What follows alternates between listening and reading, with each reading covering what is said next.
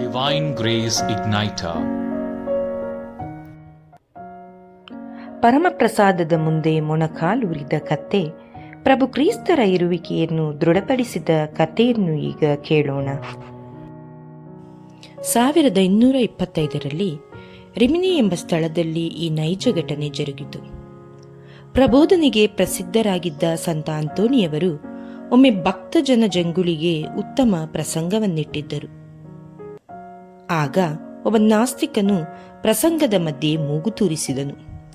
ಪರಮಪ್ರಸಾದದಲ್ಲಿ ಯೇಸು ಕ್ರಿಸ್ತರ ಆತ್ಮ, ಮಾಂಸ ಮತ್ತು ರಕ್ತ ಇಲ್ಲವೆಂದು ಎಲ್ಲರೆದುರು ಯೇಸುವಿನ ಇರುವನ್ನು ನಿರಾಕರಿಸಿದನು. ಹೀಗೆ ನಾಸ್ತಿಕನು ತಪ್ಪು ಸಿದ್ಧಾಂತವನ್ನು ಘೋಷಿಸುತ್ತಾ ಸಂತ ಅಂತೋಣಿಯವರಿಗೆ ಎಲ್ಲರೆದುರು ಸವಾಲು ಎಸಗುತ್ತಾ ಸತ್ಯವನ್ನು ಸಾಬೀತು ಮಾಡಲು ಆಹ್ವಾನಿಸಿದನು. ಒಂದು ದಿನ ಜನಸಂದಣಿ ಸೇರುವ ವೃತ್ತದ ಬಳಿಗೆ 3 ದಿವಸಗಳಿಂದ ನೀರು ಆಹಾರವನ್ನೀಯದೆ ಹೊಟ್ಟೆಯನ್ನು ಒಣಗಿಸಿದ ಕತ್ತೆಯನ್ನು ನಾಸ್ತಿಕನು ಎಳೆದು ತಂದನು. ಮತ್ತೊಂದು ಕಡೆಯಲ್ಲಿ ದೇವಧ್ಯಾನದಲ್ಲಿ ಮಗ್ನರಾಗಿ ದೇವರ ಸುಚೇತನದಿಂದ ಆಶೀರ್ವದಿಸಲ್ಪಟ್ಟ ದಿವ್ಯ ಸಪ್ರಸಾದವನ್ನು ಬಹಳ ಗೌರವದಿಂದಲೂ ಮತ್ತು ಪೂಜ್ಯ ಭಾವನೆಯಿಂದಲೂ ಸಂತರು ಕೊಂಡು ತಂದರು. ಆಸ್ತಿಕ ನಾಸ್ತಿಕರೆಂದು ತಮ್ಮಲ್ಲೇ ವಿಭಾಗಿಸಿಕೊಂಡ ಮನುಜ ಸಮುದಾಯವೇ ವೃತ್ತದ ಬಳಿ ನೆರೆದು ನಿಂತು ಸತ್ವ ಪರೀಕ್ಷೆಯನ್ನು ವೀಕ್ಷಿಸಲು ಕಾಲ ಬೆರಳ ತುದಿಯ ಮೇಲೆ ನಿಂತಿದ್ದರು.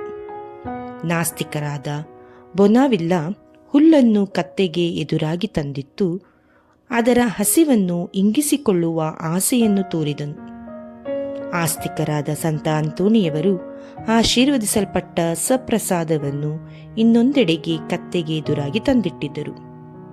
ಕತ್ತೆಯು 3 ದಿವಸಗಳಿಂದಲೂ ಅನ್ನ ಪಾನೀಯಗಳಿಲ್ಲದೆ ಬಹಳ ಹಸಿವೆಯಿಂದ ಬಳಲುತ್ತಿದ್ದರೂ ಕೂಡ ಹುಲ್ಲನ್ನು ಮೂಸಿಯೂ ನೋಡದೆ ನಿರ್ಲಕ್ಷಿಸಿತು.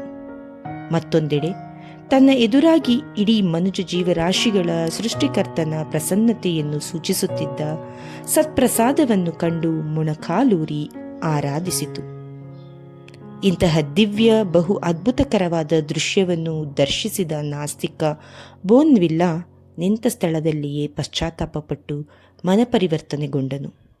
ಅವನ 100 ಹಿಂಬಾಲಕರು ಸಹ ನಿಜವಾದ ಏಕೈಕ ದೇವರತ್ತ ಮನಸ್ಸನ್ನು ತಿರುಗಿಸಿ ಪಾವನರಾದರು.